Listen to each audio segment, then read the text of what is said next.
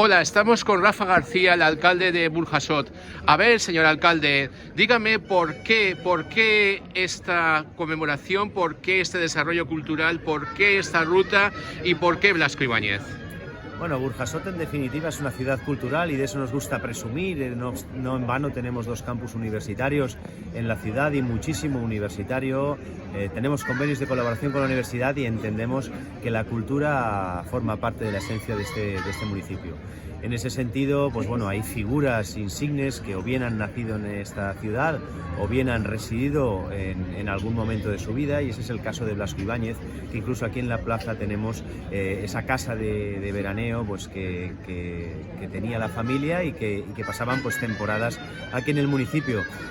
Consideramos que con esta ruta le rendimos homenaje a una figura pues de ámbito de carácter internacional, y que además ha vivido en nuestra ciudad, que no solo ha sido escritor, sino que ha sido periodista, que ha tenido muchas facetas a lo largo de su vida, ha sido político, y destacamos por tanto la figura de una persona que forma parte inequívoca de la ciudad de Burjasot. Estamos muy satisfechos, hemos puesto estos paneles de fragmentos de reconocimiento de su obra y en definitiva poner en valor la cultura en una ciudad que nos consideramos ciudad cultural, ciudad universitaria.